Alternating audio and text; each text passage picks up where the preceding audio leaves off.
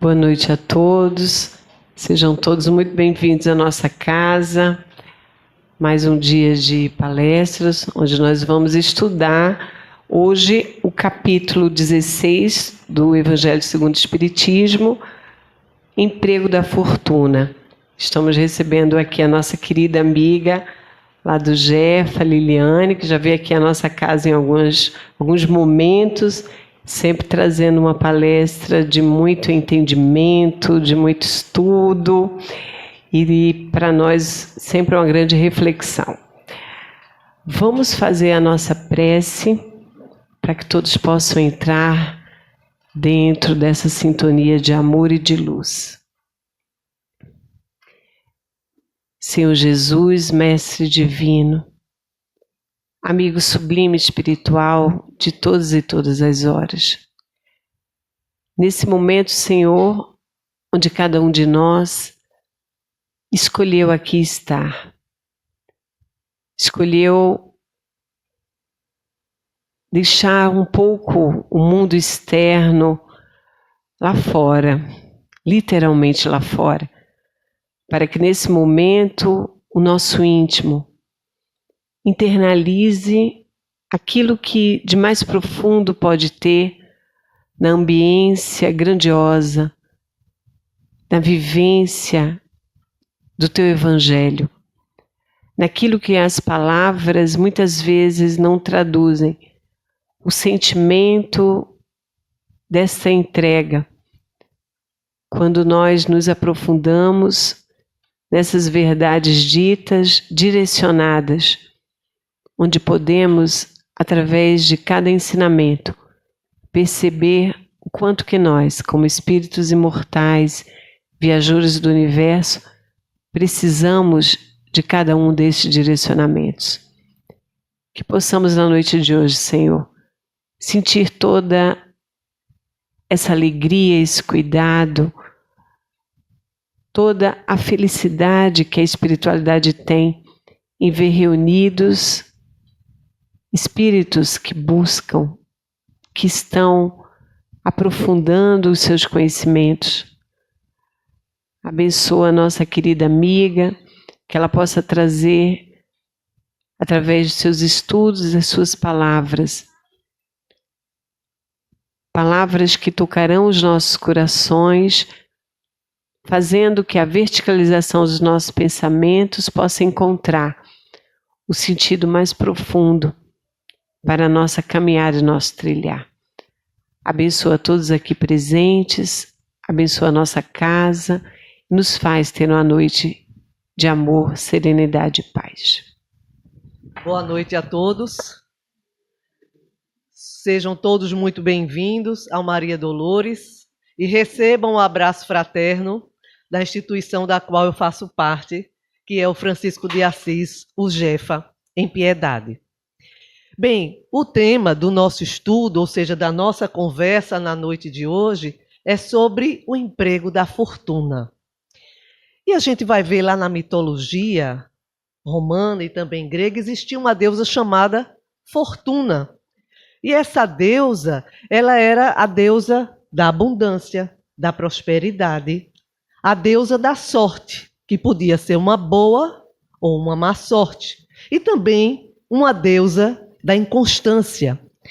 O que daí nós podemos depreender, trazendo para a nossa realidade, que a fortuna é algo realmente que não nos pertence, do qual somos meros usufrutuários, fiéis depositários, no sentido de nós prestarmos conta daquilo que vamos receber e do que iremos fazer desta fortuna. Então, por isso, hoje eu posso ter bens materiais, mas amanhã pode ser que não, a depender do uso que eu faça dessa fortuna. Até porque é um dito popular, que acredito que é do conhecimento de todos, que o dinheiro não aceita desaforo, né? Então, quando ele mal utilizado, ou quando a gente gasta à larga, sem pensar, né, no futuro, sem realmente ter um projeto para aquele dinheiro, para aqueles bens materiais, quando a gente menos espera, acabou. Nós vamos contar um caso em que eu realmente vivenciei essa situação. Certa feita, eu estava no shopping Recife com meu pai, e a gente sentou para fazer um lanche, e veio um rapaz, se aproximou, falou com ele, se abraçaram, conversaram um pouco, depois que ele saiu, perguntei ao meu pai quem era aquele rapaz. E aí ele disse, é uma longa história. Ele estava com fardamento, acredito que os mais novinhos não vão conhecer. Vocês, por exemplo, acho que não vão conhecer Antiga Mesbla, que era uma loja de departamentos. Ele estava com o fardamento da loja. E ele foi sentar-se para lanchar também com, provavelmente devia ser a sua esposa. E meu pai disse assim, é uma longa história. Eu disse, mas que história? Agora eu quero saber. Ele disse, esse rapaz, o pai dele era um usineiro.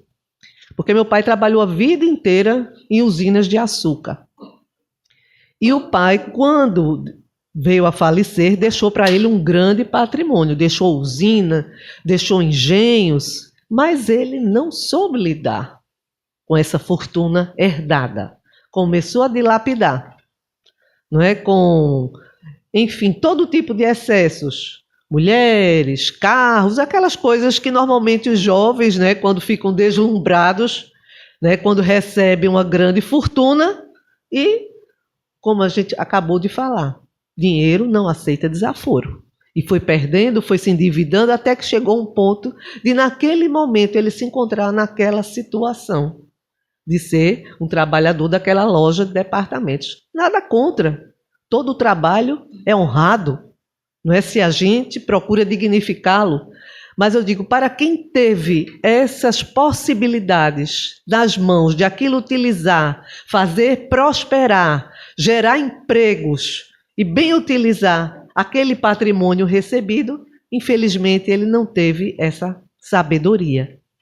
E a gente vai ver no Evangelho quando Jesus é interpelado por um rapaz que diz, Senhor, ajuda-me, o meu irmão está com herança, ajuda-me a fazer com que ele partilhe comigo. Ele disse, desde quando sou eu responsável pela partilha de bens de outros? Aí ele disse, vou lhe contar uma história. Então ele conta a história de um homem que estava se gabando, se felicitando, porque disse, esse ano a minha colheita foi espetacular. Meus celeiros não irão caber tudo o que eu irei colher. Já sei o que vou fazer. Vou derrubar os celeiros que estão aí, vou construir novos, a fim de que eu possa colocar tudo o que eu vou colher nesses celeiros novos. Que coisa maravilhosa! Tenho coisa para vários anos, mantimentos, vou poder gastar à larga. E ali ele ficou naquela alegria, pensando em todos aqueles haveres, não é, que ele havia conquistado. Aí de repente vem uma voz e diz, tolo que és, ainda hoje tu estarás comigo. Então assim é aquele que semeia para a matéria, mas não semeia para o espírito. Ou seja, que ele só pensa naquela riqueza, só pensa para si, mas não pensa que aqueles haveres, aqueles bens que ele conquistou, ele poderia também partilhar com outros que não tinham essa mesma condição, essa mesma possibilidade. E nós vamos ver o que significa a fortuna para a doutrina espírita. O que seria a fortuna para a doutrina espírita?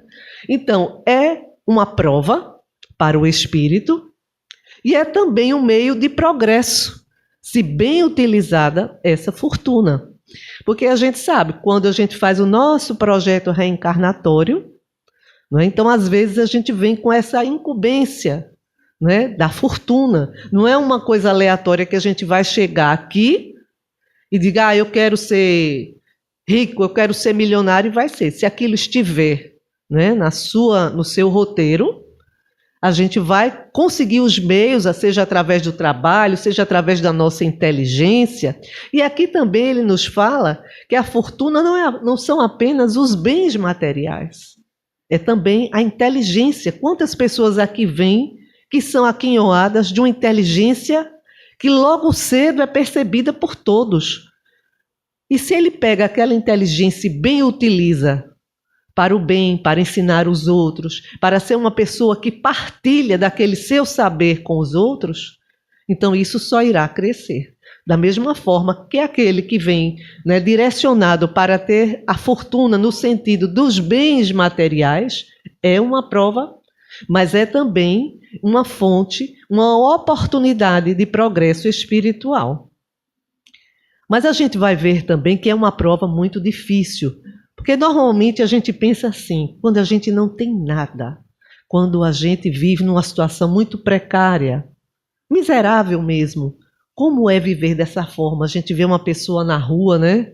Ali, às vezes sem um teto, talvez naquele dia nem tenha comido nada. A gente pensa, meu Deus, como é difícil. E efetivamente é muito difícil.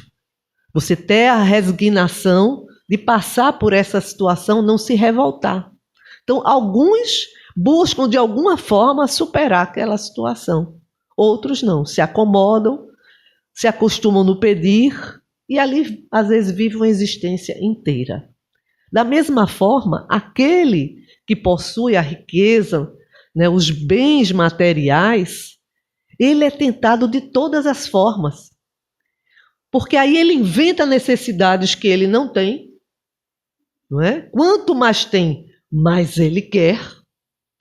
Não é? Porque aí ele atingiu tal status, tal condição de vida, que ele, de certa forma, tem que acompanhar aqueles que são tão ricos quanto ele, ou mais. Não é? Então, ele tem aquele determinado carro, aquela determinada roupa de grife, tem que viajar não sei quantas vezes por ano para a Europa, enfim. Então, às vezes, ele vai se impondo uma série de necessidades, não é? E também de comportamentos que não é fácil. Porque aí ele se dá, às vezes, a liberdade de todos os excessos. Não é? De todas as coisas mais, como é que a gente pode dizer, que são desnecessárias para a nossa felicidade. E nisso ele vai, muitas vezes, se perdendo naquele torvelinho, naquele mundo que não é senão uma grande ilusão. Como diria no mundo oriental, o mundo de Maia.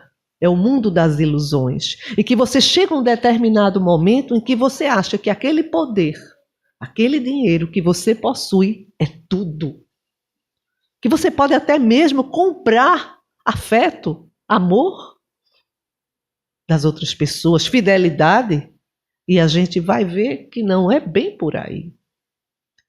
Não é? Às vezes você pode ter muito dinheiro, agora você não conquista ninguém pelo dinheiro, a não ser que seja alguém interesseiro, que efetivamente não lhe ama, apenas quer usufruir do que você tem.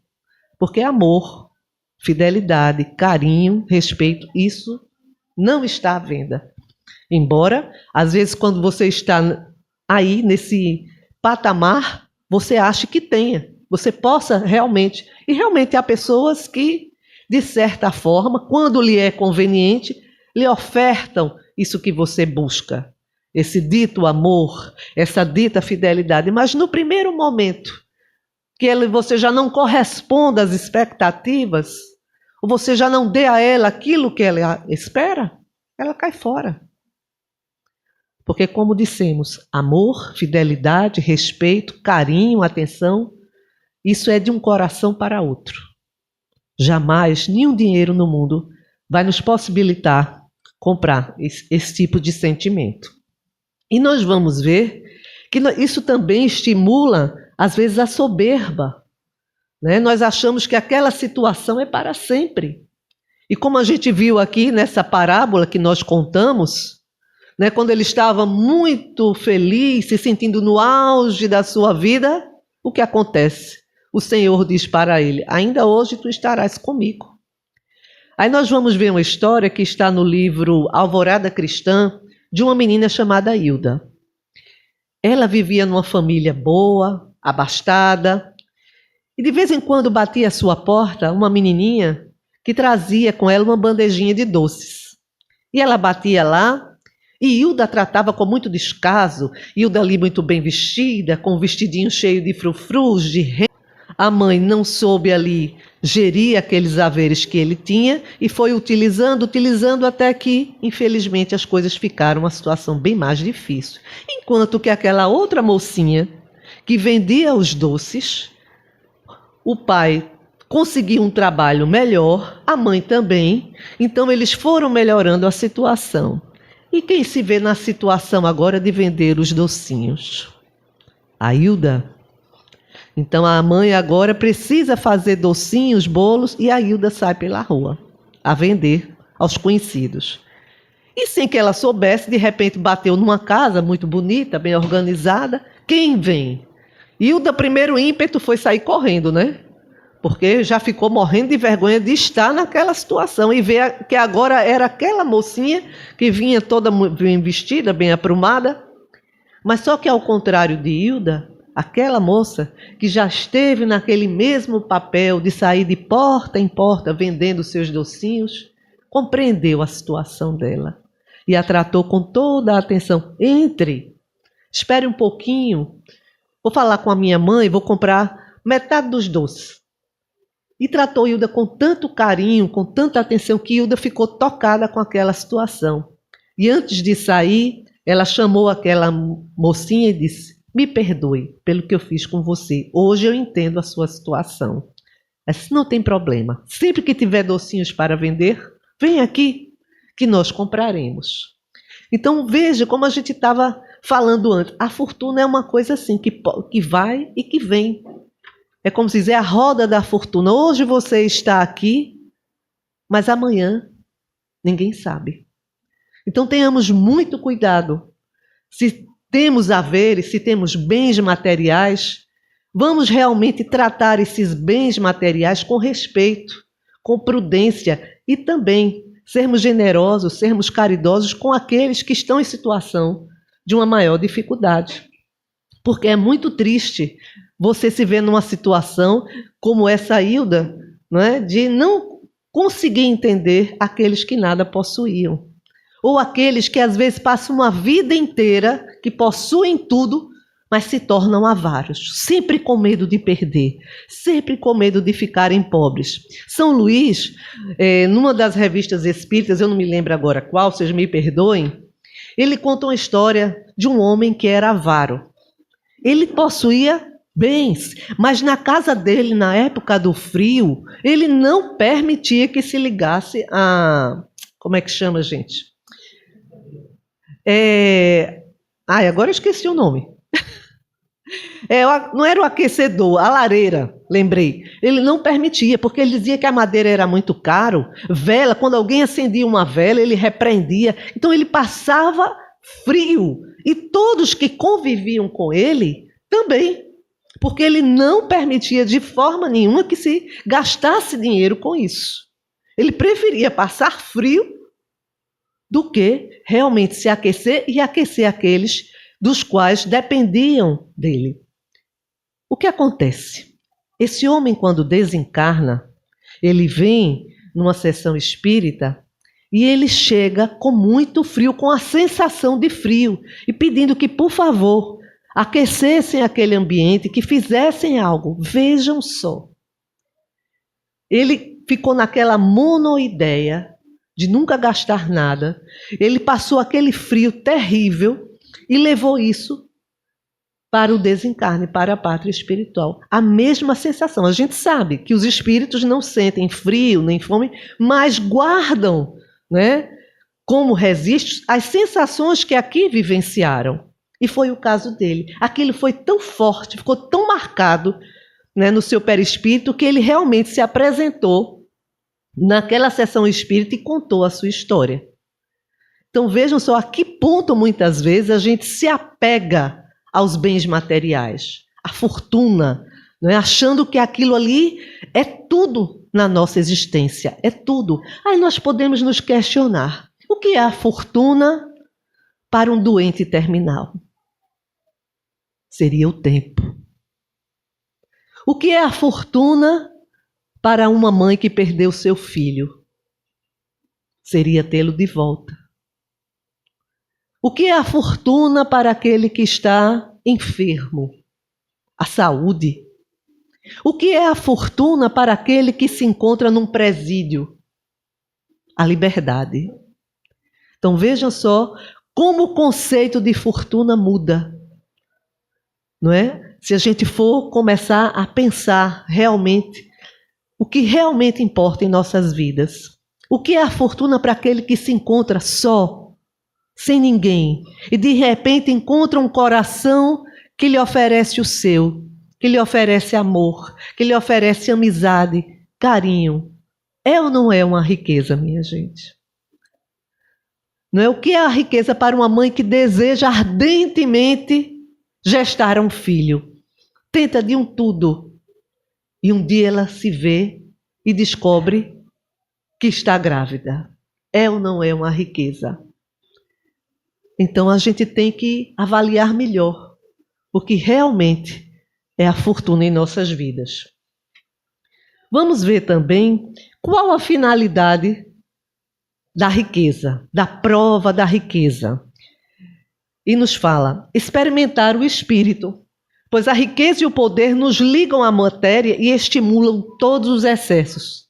Será que vocês, em algum momento, já viram isso? Né? No noticiário, aqueles que se utilizam do poder, não é, para poder oprimir outros. Aqueles que se utilizam do dinheiro que têm para poder se valer de determinadas vantagens. Será que a gente já viu isso em algum momento? Ou só eu vi isso? Acredito que todos nós já vimos isso em algum momento. Não é verdade?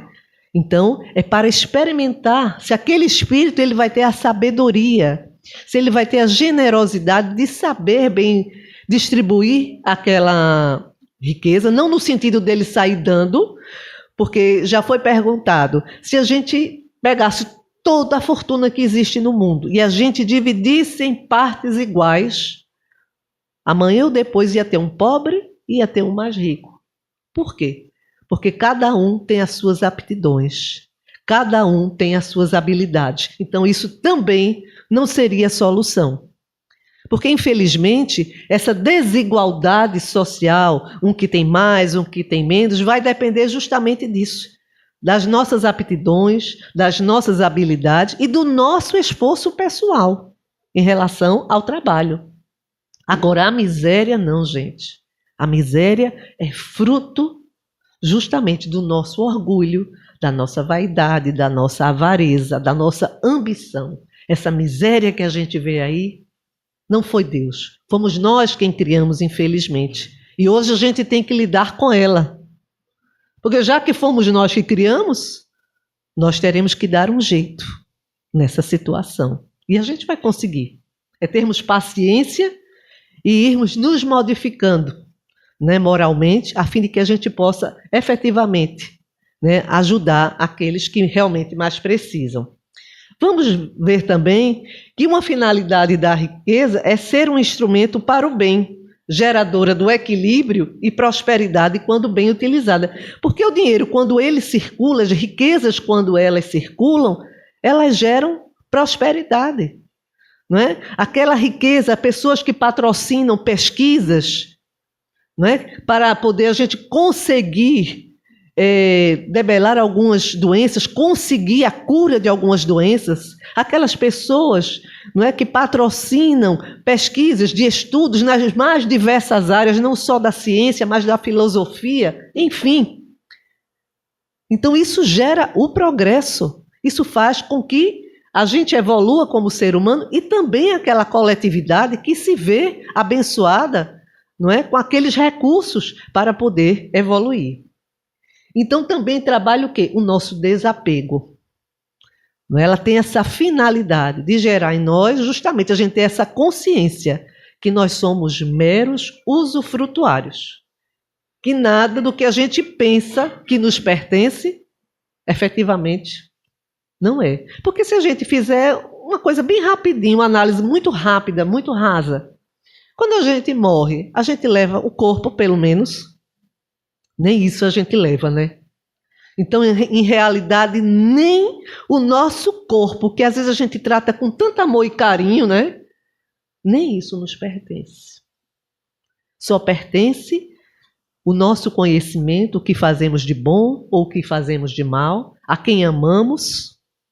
Só isso nos pertence. O conhecimento, as habilidades que nós adquirimos, só isso é que nós iremos levar na nossa malinha para o outro lado. As nossas roupinhas tão amadas, aqueles sapatinhos que a gente adora, né? Tudo fica, tudo vai ficar.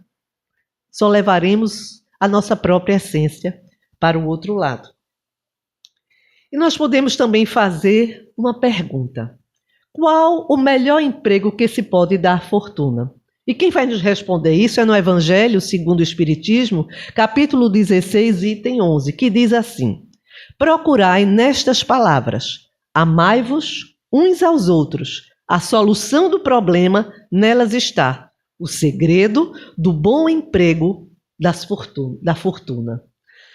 Aí a gente pensa, amai-vos uns aos outros, o que tem isso a ver com a fortuna? Né? Com o bom emprego da fortuna? Tem tudo a ver, né, gente? Porque quando a gente tem, pelo menos, não digo nem amor, porque esse amor, né, aquele amor realmente ágape, aquele amor de você conseguir amar a todos indistintamente, a gente ainda está nesse processo e nessa conquista, não é verdade? Normalmente a gente está mais ligado àqueles que estão mais próximos do nosso coração, familiares, amigos, conhecidos, não é? Amigos aqui da casa espírita. Mas, no geral, a gente não consegue ainda ter esse amor indistinto por todos, esse amor ágape. Mas ele é a solução. Porque se a gente consegue já, pelo menos, ter um mínimo de sentimento e empatia pelo outro, quando a gente vê alguém que está sofrendo, seja na rua, independente de ser nosso conhecido ou não, a gente tem o ímpeto já de querer ajudar, de querer fazer algo.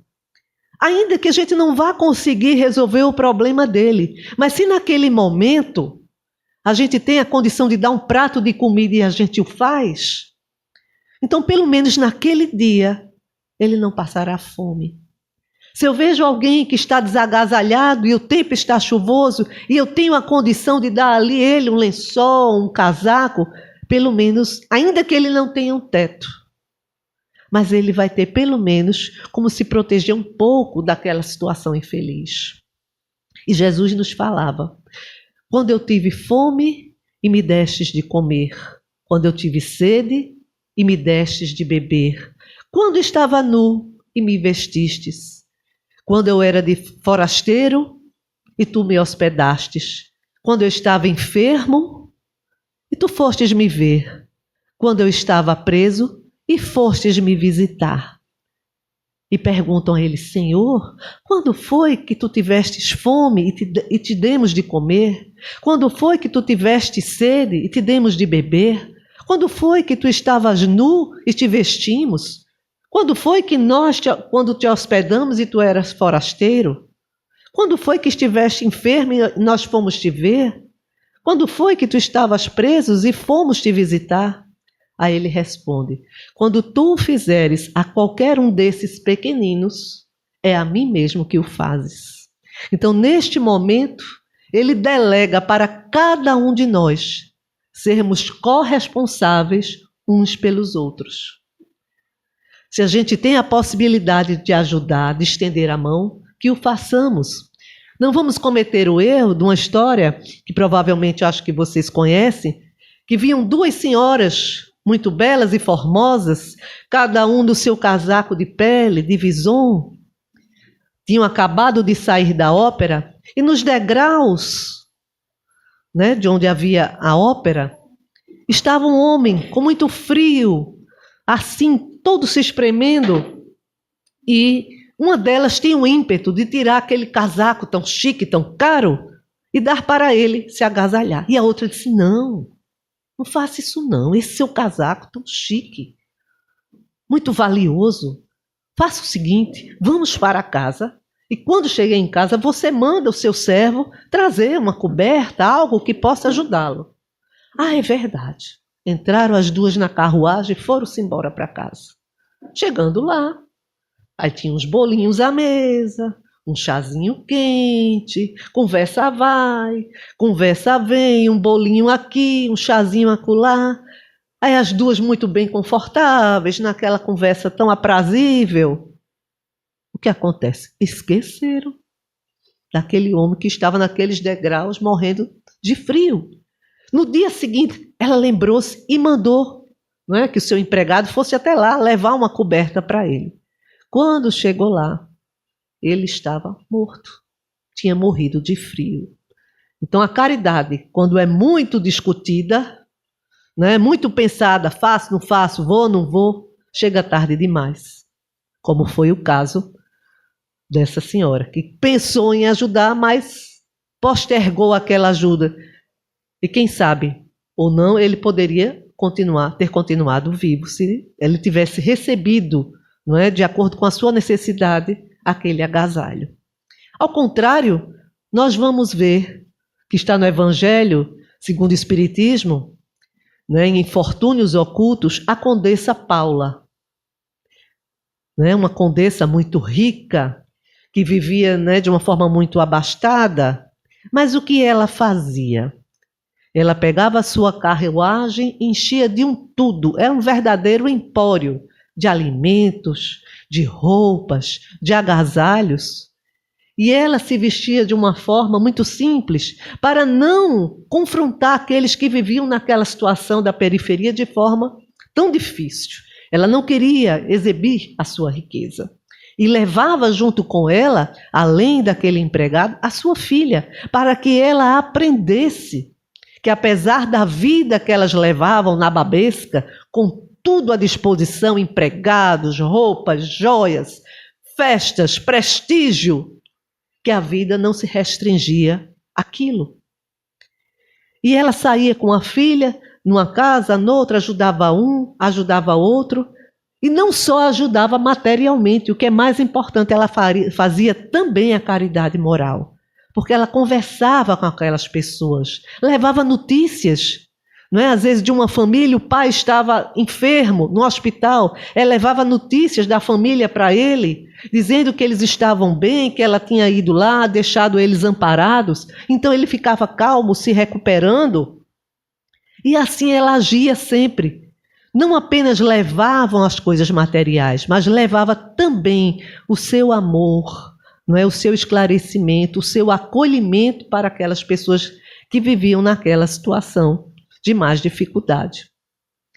E um dia, quando ela está lá, na casa dela, havia uma grande festa, chega uma dessas mocinhas que moravam nessa região da periferia para vender uns lenços. E quando a vê, a sua benfeitora, ela quer falar, ela diz, não fales nada, silêncio. Porque justamente ela cumpria a caridade na íntegra, a caridade moral, a caridade da beneficência, e ela não queria que ninguém soubesse. O que a mão direita dá, ela não queria que a esquerda soubesse. Porque essa é a verdadeira caridade. Porque a caridade, ela necessita da humildade. Que a gente não constranja quando a gente dá, e nem também a gente se sinta constrangido quando a gente recebe. Porque se a gente pensar direitinho, se os ricos do mundo pensassem um pouco, que privilégio é você estar na condição de ajudar, de proporcionar a alguém uma mudança de vida. Ou então proporcionar, como já dissemos, um prato de comida, uma roupa, um sapato. Proporcionar a alguém que não pode um estudo, um trabalho. Vamos imaginar o contrário. Quando é a gente que precisa pedir. Quando é a gente que está na situação de ser ajudado. Não é mais difícil, gente? Não é mais complicado? Não é? Porque, às vezes, além de tudo, a gente está necessitando da ajuda, bate também, às vezes, o quê? O orgulho, né? Porque não é só o rico que tem orgulho, não. O pobre também tem. Tanto é que quando a gente fala em humildade, não é a humildade das vestes, não é a humildade de onde se mora, não é a humildade da casa simples, não é a humildade no falar, nem no vestir. É a humildade do coração. E esse, tanto o rico quanto o pobre, o remediado, Se a quiserem, podem possuir essa virtude. Então, se a gente parar para pensar um pouquinho que seja, a gente vai entender como é bom, né, quando Deus nos possibilita estendermos a mão a alguém que precisa. De alguma maneira, ainda que seja da maneira mais simples, a gente naquele momento fazer a diferença na vida de outra pessoa. Como isso enche o nosso coração de uma alegria que não tem nem como a gente dizer.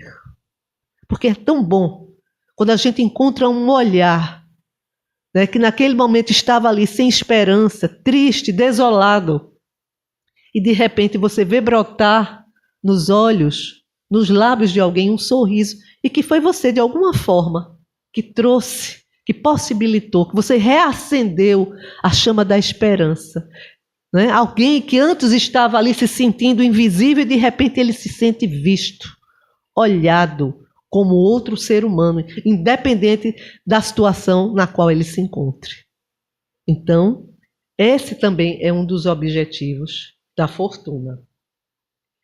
E nós vamos ver no livro Alvorada Cristã tem uma outra história, a Grande Sementeira, em que havia um senhor, pai de família, e que ele ensinava sempre ao filho o valor de fazer o bem, de ajudar as pessoas. Então havia nessa pequena aldeia, nessa pequena cidade onde ele morava, havia uma grande árvore que proporcionava sombra a quem ia chegando de fora, de outras cidades. E ele pensou, com esse dinheiro que meu pai me deu, eu vou cercar essa árvore para que quando alguém chegar, tenha ali onde se sentar e ficar. Botou uns banquinhos e cercou. E cuidava daquela árvore com muito carinho. Aí depois ele recebeu um dinheiro maior dos tios e do pai, e nessa cidade havia uma pequena fonte, onde os viajantes ou aqueles que não tinham de morar, bebiam naquela fonte sempre. E ele pensou, mas essa fonte está tão fraquinha, tão sem cuidados, vou fazer o seguinte. Chamou, não é, ali os seus construtores, aquelas pessoas, e fizeram uma fonte mais prodigiosa, mais bonita, e que rendia mais água, protegeu para que a água estivesse sempre limpa, para aqueles que ali fossem se descendentar e encontrassem uma água boa. E ele percebeu que muitos viajantes, ou muitos que moravam até naquela cidade, dormiam nas ruas. Então ele resolveu fazer um albergue, né, para aquelas pessoas, aqueles viajantes que quando ali passavam não tinham onde ficar. Ou então aqueles que viviam em sua cidade e não tinham de dormir, teriam agora um local limpo, seguro, para ficar. E assim ele fez essas benfeitorias. Nunca pensou que um dia fosse ele a precisar dessas benfeitorias. Segue que o pai dele vem a falecer e ele cai no mundo. E com aquele dinheiro, aqueles haveres que ele possuía, então ele foi gastar, né? Foi viver.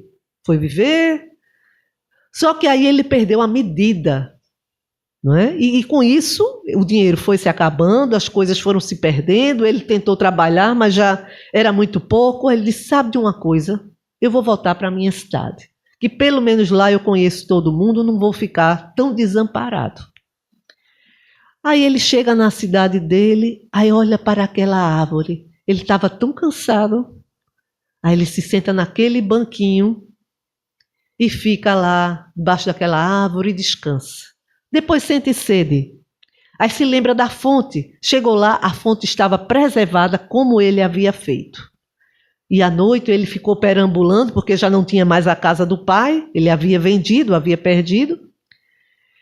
Aí alguém passa por ele e diz, o senhor tem onde ficar? Aí ele disse, no momento não. Mas nós temos um albergue aqui que foi criado, e disse o nome dele, sem saber que era ele, né? Aí ele disse, pois venha ficar conosco, lá o senhor vai ter um pratinho de sopa, vai poder descansar, até o senhor arrumar um lugar para ficar, ou arrumar um trabalho. E ele vai. E ao chegar lá, o seu coração se confrange, não é, de estar naquela situação. E à noite, ele não consegue dormir, chora muito, pensando como ele dissolveu todos os bens que o pai havia deixado. E finalmente, quando ele consegue dar um cochilo, o espírito do pai se aproxima e diz, meu filho, Não fique tristes. Não se aperreie com nada. Veja só, hoje você está colhendo do que você semeou. Isso não é bom? Você fez o bem, aquela árvore você cuidou da fonte, você fez esse albergue e hoje você está aqui colhendo os frutos do bem que você mesmo semeou. Então, meu filho, não fique triste, isso é uma situação passageira. Continue a fazer o bem, que você vai ter uma boa colheita. Aí, quando ele acordou, sentiu aquela emoção, né, de ter falado com o pai, de ter ouvido aquelas palavras do pai. Então, no outro dia, ele já acorda com outra disposição. Aí ele chega para aquele rapaz que o acolheu lá e diz: no que eu posso ser útil aqui? Eu quero ajudar, eu quero trabalhar, até que eu consiga algo de melhor, não é? E possa também contribuir aqui com a casa de vocês. Então, vejam só, ele plantou o bem.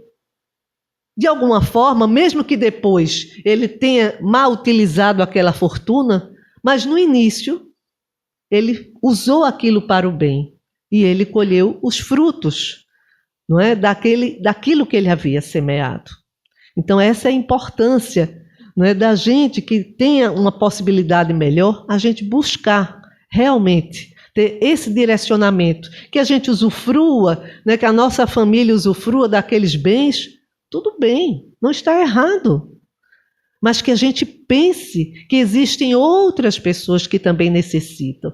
E que a gente pode direcionar aquilo não apenas para as coisas supérfluas, mas que a gente pode dar um direcionamento realmente útil, prático, que proporcione efetivamente o progresso de onde a gente vive. E ele nos fala também, no Evangelho, que também algo que é imperioso, aquele que possui a fortuna, é, na medida do possível, proporcionar o trabalho. Porque ele diz, dá esmola, mas, tanto quanto seja possível, transforma a esmola em salário. Porque isso dignifica quem o recebe. É como também tem aquele ditado, né? Não dê só o peixe, ensine a pescar. Isso é tão importante, a gente pensa até que não. Eu acho que a gente, naquele momento de uma primeira emergência, de uma primeira necessidade, a gente faz o quê? A gente, né, dá a comida, dá a roupa, dá o sapato, dá um local para a pessoa se abrigar, mas tanto quanto possível, vamos tentar ofertar àquela pessoa a possibilidade dela crescer, dela adquirir com o esforço do seu trabalho, né, os bens dos quais ela necessita para viver. Então, por isso que também o Evangelho nos fala isso. Dá a esmola, porque num primeiro momento nós temos que socorrer, mas depois, tanto quanto possível, transformar isso, não é, em salário. Então, também é imperioso aquele que detém a fortuna proporcionar o trabalho, o emprego, dignificar a vida das pessoas e não apenas só dar o material, mas possibilitar que aquelas pessoas também ascendam em termos de estudo, de habilidades e que aprendam, não é, a amar o trabalho. Eu me lembro lá no Jefa, quando a gente, no início da evangelização, aí as crianças, era um sábado de tarde, e as crianças, quando chegavam, a gente ia logo para a aulinha. E muitas delas dormiam. E a gente ficava assim, né? Sem entender muito. Tá certo que o horário era um pouco ingrato, 2 horas da tarde, aquele sol a pino, né? Mas muitas dormiam. E foi feito um questionamento ao mentor da casa, e Yuri nos falou o seguinte, que ao invés de ser logo a aula, que assim que elas chegassem, elas se alimentassem, tomassem o passe e depois fossem para a aulinha. Porque muitas ali naquele dia era a primeira refeição que faziam. Porque hoje os nossos evangelizandos, né, são pessoas que já têm mais recursos, mas logo quando a gente começou, a gente atendia aquelas pessoas ali da Borborema, daquela comunidade ali da Borborema. Então uns tinham uma situação um pouquinho melhor, mas tinha muitos que quando iam para a evangelização, às vezes ainda não tinham comido nada. E a gente viu, quando foi invertido esse processo, elas passaram a ter outra resposta, outro desenvolvimento na aula. Então, primeiro, realmente, é esse socorro, não é, que a gente dá. Porque a pessoa que está com fome, ela não quer saber de sermão, nem de exortação a respeito de qualquer coisa. Ela quer um prato de comida. Quem está com frio, quer se cobrir. Não é verdade? Quem está ali, às vezes, com os pés feridos, quer o quê? Quer um calçado. Não adianta você conversar de situações que, naquele momento, pelo que ela está passando, a necessidade é tão extrema que ela primeiro precisa ser socorrida nessas necessidades mais urgentes e extremas para depois, não é, a gente tentar ali conversar e dar um direcionamento para aquela vida. E a gente pode perguntar, qual é a verdadeira propriedade? O que efetivamente é nosso, nos pertence? Aí a gente vai ver a resposta. No Evangelho, também segundo o Espiritismo, capítulo 16, item 9. O homem só possui aquilo que ele pode carregar deste mundo. O que é, então, que a gente possui? Aí ele diz, nada que é do uso do corpo, e tudo que é do uso da alma. A inteligência, o conhecimento, as qualidades morais, eis o que traz, e eis o que leva. É ou não é verdade? A gente, quando fala assim, parece tão simples, né? Parece tão óbvio. Mas que no nosso dia a dia isso às vezes não fica tão claro. Nem no nosso coração e nem na nossa mente. E a gente lembra de uma história de Alexandre o Grande, que está no Talmud, um livro sagrado. Que ele, né, tinha as conquistas dele, e um dia ele para com seu exército à beira de uma fonte. E era uma água tão pura, tão cristalina, que quando ele bebe, ele sente que algo é diferente, que aquela água tem algo de especial. Esse eu quero para mim.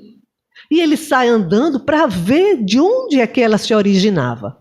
Aí quando chega lá no final, havia uma grande porta. E ele bate nessa porta. Quero entrar. Sou eu, Alexandre o Grande, senhor aqui dos exércitos. E saiu dizendo as conquistas dele todas, né? E lá do outro lado, o senhor não pode entrar.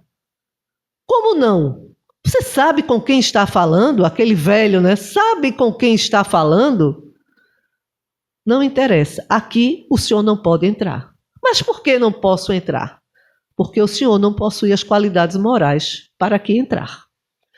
Mas eu tenho direito a essa fonte, pois se não me deixa entrar, eu vou pegar o meu exército e arromba. Que venha, o senhor não vai conseguir entrar. E ele fica muito frustrado com aquela situação, tenta de todas as maneiras e nada. Aí ele fala para um dos seus generais e ele diz, não tem jeito. Mas o senhor leva um pouco da água dessa fonte para o senhor provar que esteve aqui, para ninguém pensar que isso é conversa. E ele vai lá, né, para o seu palácio e quando chega lá, existia um sábio. E ele pergunta a esse sábio por que ele não tinha conseguido entrar naquele portão? Porque foi dito isso a ele, que ele não tinha as qualidades morais. E o sábio disse, eu tenho a resposta. Pega uma balança. Aí ele trouxe uma balança. Todas as joias que o senhor tiver por aqui, cálices de ouro, que o senhor tiver, bote aqui nessa balança. Aí ele botou, a balança ficou cheia, né, de coisas preciosas, de gemas, enfim. E a balança nem nada. Eu disse, mas por que ela não sobe? Bote mais. Ele botou, até que já não cabia mais nada. Aí vou lhe explicar. Aí mandou que um dos servos dele trouxesse um pouquinho de areia. Aí o servo trouxe. Quando ele botou a areia, a balança subiu. Eu disse, mas por que aconteceu isso? Ele disse, por quê? Toda tirania, todo poder, toda a riqueza, toda soberba, quando chega esse momento em que somos sepultados e a areia nos cobre, tudo isso aqui fica. De nada vai valer. Nenhum título, nenhum dinheiro, nenhum haver, nada. Então é por isso que o senhor não pôde entrar naquele portão. Porque o senhor não tinha entendido isso. Que o mais importante não são as suas conquistas, os seus haveres, mas são as suas qualidades morais. Então essa história é bem interessante, porque ela nos dá a verdadeira noção, não é, do que realmente é real. Que tudo que a gente aqui tem, como já dissemos, somos fiéis depositários, usufrutuários, mas que nada nos pertence. Não tem também aquela passagem de Jesus que diz: onde estiver o seu tesouro, aí estará o seu coração. Então, as pessoas a quem a gente ama, o bem que a gente faz, quem vai roubar isso da gente? Quem pode furtar isso da gente? Que traça vai poder roer? O bem que fizemos, o amor que demos, a caridade que porventura tenhamos realizado. Quem vai poder tomar esse patrimônio nosso? Ninguém, não é verdade? Então nós vamos ver aqui também, no Evangelho segundo o Espiritismo, da responsabilidade que é ter a fortuna, não é, na nossa trajetória humana. O bem que Deus vos confiou excita em vossos corações uma ardente e louca cobiça. Já refletiste sobre a forma com que vos ligais imoderadamente a uma fortuna, perecível e passageira, como vós mesmos? E que chegará o dia em que devereis prestar contas ao Senhor do que Ele vos deu? Esqueceis que pela riqueza vos revestistes do caráter sagrado de ministros da caridade na terra, para dela serdes os dispensadores inteligentes. Que pensais ser a usar em vosso exclusivo benefício o que vos foi confiado? Não sois senão depositários fiéis. Não é? Então vejam só a nossa responsabilidade. Eu achei muito bonito quando ele nos fala que somos ministros da caridade. Quando por nossas mãos nós temos esses haveres, esses bens materiais. Então a gente tem que bem administrá-los para que a gente, quando chegar o momento da gente prestar contas, estejamos realmente com a nossa alma em paz. Ainda que não tenhamos feito tudo o que deveríamos, porque nós estamos ainda em aprendizado, né? Nós estamos aqui matriculados na Terra, na escola de expiação e provas. Então, isso quer dizer que a gente ainda não conseguiu aquela condição de sermos santos ou de angelitude. Nós estamos em aprendizado, mas nós já temos as condições de entender e discernir entre o certo e o errado. E se temos um pouco de amor no coração e empatia, a gente já consegue entender que quando o outro sofre, de alguma forma, aquilo também nos afeta. Porque por mais que às vezes a gente se coloque numa situação ou numa bolha, não, principalmente aqueles que muito possuem, pode achar o seguinte, de que não precisam de ninguém. Será que isso é verdade? Não, não é, gente. Nós precisamos uns dos outros. E como dizia Jesus, Deus ajuda as criaturas através das próprias criaturas. Não nos enganemos. Porque por mais dinheiro que eu tenha, se não houver um médico quando eu estiver enfermo para me atender, de que adianta? Se não tiver alguém que plante os alimentos para que eu venha a me alimentar, eu não vou poder me alimentar de moedas, nem de Pix, né? Mas modernamente falando. Então veja que é uma cadeia. Nós necessitamos uns dos outros, sim. Ainda que a gente não queira. Nós precisamos uns dos outros. E nós vamos ver aqui nessa mensagem de Emmanuel, que fala sobre o emprego das riquezas. Ele já começa assim: acautelai-vos e guardai-vos da avareza, porque a vida de alguém não consiste da abundância daquilo que possui. Isso está em Lucas, capítulo 12, versículo 15. Se a riqueza somente males houvesse de produzir, Deus não as teria posto na terra. Então aqui fica muito claro, não é? Que a riqueza, a fortuna, é uma fonte de progresso. Então ele diz assim: foge de reprovar todos aqueles que transitam na terra sob a cruz do dinheiro, a definir-se frequentemente por fardo de aflição. Não somente os depósitos amoedados podem ser convertidos em trabalho renovador e santificante.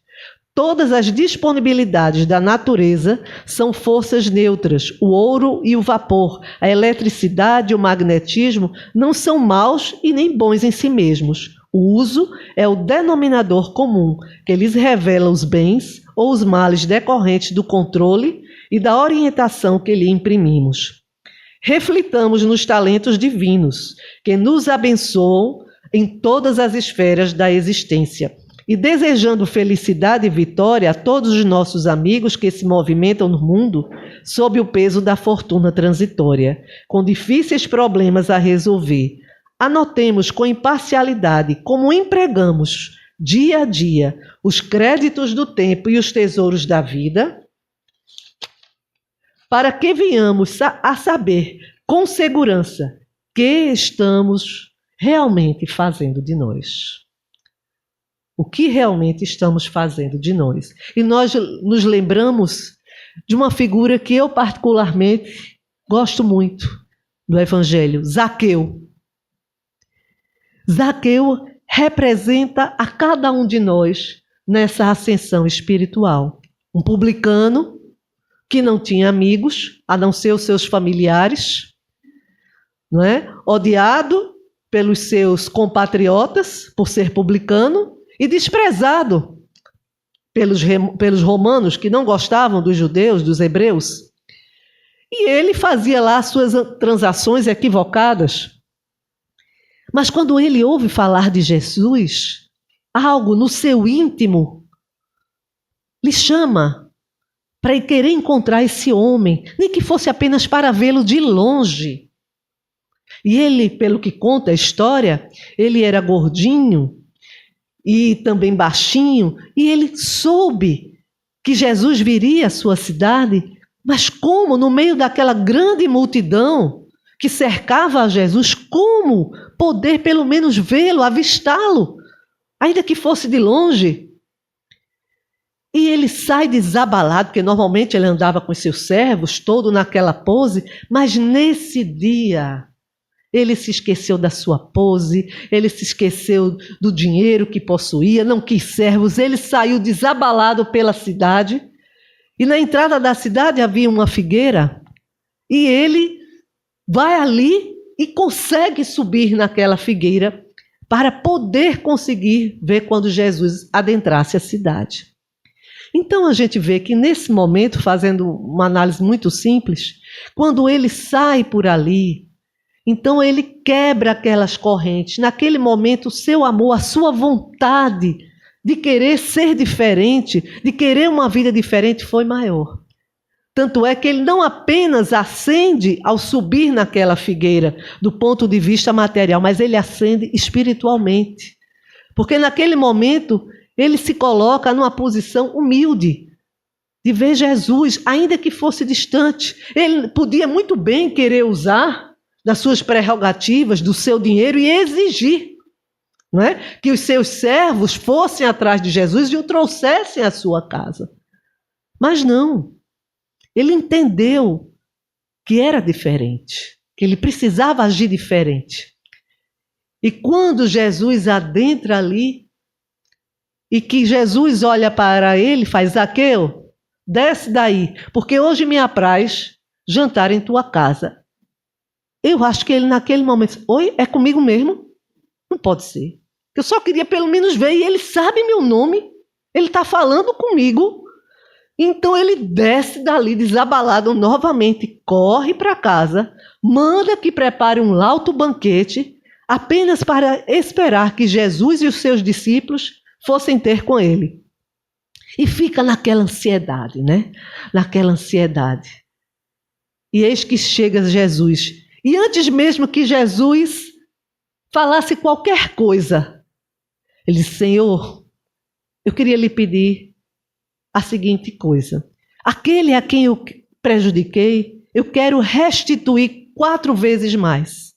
E quero dividir metade de minha fortuna com aqueles que mais necessitam. E Jesus olha para ele e diz: Zaqueu, hoje a salvação entrou em tua casa. Então, eu acho Zaqueu um exemplo muito bonito daquele que possuía haveres, possuía bens e que, caindo em si, ainda sem que Jesus precisasse nada lhe dizer, apenas pela sua presença, a sua autoridade moral, ele ali percebeu a grande oportunidade que ele estava tendo. E naquele momento, ele tomou consciência do que ele havia se equivocado e quis, de alguma forma, nem que fosse do ponto de vista material, restituir aqueles que ali ele havia, de alguma forma, prejudicado. Bem, mas nossa hora já chegou. Posso ainda dar a mensagem final? Então, nós vamos trazer uma mensagem de Emmanuel, que está no livro Dinheiro. E diz assim: talentos. A pobreza não é criação do Todo Misericordioso. Ela existe somente em função da ignorância do homem, que por vezes se arroja aos precipícios da inconformação ou da ociosidade, gerando desequilíbrio e a penúria. Há talentos do Senhor distribuídos por todas as criaturas em toda parte. Observa os elementos de trabalho que a vida te conferiu e não te esqueças de que a única fonte de origem e de sustentação da riqueza legítima é sempre o trabalho. Ouro é talento com que se pode ampliar o progresso. O apuro da inteligência é recurso de extensão da cultura. A escassez é o processo da aquisição de nobres qualidades para quem aprende a servir. A alegria é fonte de estímulo. A dor, para quem se consagra à aceitação construtiva, é capaz de se transformar em manancial de humildade. Cada qual de nós recebe na herança congênita do pretérito as possibilidades de serviço que nos caracterizam as tendências no mundo, de acordo com os méritos e as necessidades que apresentemos. Em razão disso, é indispensável saibamos aproveitar o tempo, qual deve o tempo ser utilizado, de vez que os dias correm sobre os dias, até que o Senhor nos tome conta dos créditos que generosamente nos emprestou. Use a compreensão para que a fortuna terrestre te não prenda nas teias da sovinice e para que a carência de ordem material não te encarcere nas labaredas da rebeldia. A abastança que se demanda no egoísmo e a aprovação que se perde na delinquência encontram-se desamparadas por si mesmas nas veredas do mundo. Derrama o tesouro de amor que o Pai Celestial te situou no coração, através das bênçãos da fraternidade, simpatia, bondade, esperança para com todos os semelhantes, e em qualquer grupo social no qual te vejas, será invariavelmente a criatura realmente feliz, sob as bênçãos da terra e dos céus. Muita paz para todos. E é isso, meus amigos, um recado muito bem dado da nossa amiga, né? Fica todos aí o convite. Nada. Porque era muita fortuna que você estava trazendo, né? Então, fica todos aí para... O Evangelho sempre vai ser esse caminho, esse direcionamento importante para as nossas vidas, e é importantíssimo que tenhamos essa certeza, não é? E por falar em Evangelho, tem alguém vindo à casa pela primeira vez? Olha, tem um dedinho ali. Qual é o seu nome? Seu amigo Guilhermino, seja muito bem-vindo à nossa casa, viu? Alguém mais? Nossa querida. Muito bom. Qual é o seu nome? Mônica, seja muito bem-vinda à nossa casa, Mônica. Alguém mais? Alguém mais a primeira vez? Tem um rapaz ali, já veio? Todos já vieram, aqui ninguém, né? Nós temos o hábito de ofertar o Evangelho àqueles que vêm à casa a primeira vez, tá? No final da palestra vocês vêm. Temos reuniões nas terças-feiras, o estudo do EGE, do Livro dos Espíritos e o Céu e o Inferno. Às quartas-feiras a gente tem uma turma do EGE e do EAD, que a gente está retomando agora em março. Então, em recesso, em março a gente retoma, que é o estudo mais aprofundado da doutrina. E às quintas nós temos o estudo do Evangelho, tá? Sejam muito bem-vindos à nossa casa. E vamos pedir a Liliane para fazer nossa prece. Mestre Jesus, querido amigo de todas as horas, te agradecemos, Senhor, por estarmos aqui unidos e reunidos em teu nome. Somos efetivamente afortunados por todas as bênçãos que aqui foram derramadas sobre nós, encarnados e desencarnados. Que possamos assim, Senhor, daquilo que recebemos, possamos cada um de nós doar ao nosso semelhante, em amor, em paz, em serenidade, em acolhimento e esclarecimento, Senhor. Te agradecemos por que essa mesma paz que aqui se fez se estenda aos nossos lares e se estenda por todo o nosso planeta. Obrigada, Senhor, que possamos continuar a trabalhar na tua seara de amor e de luz.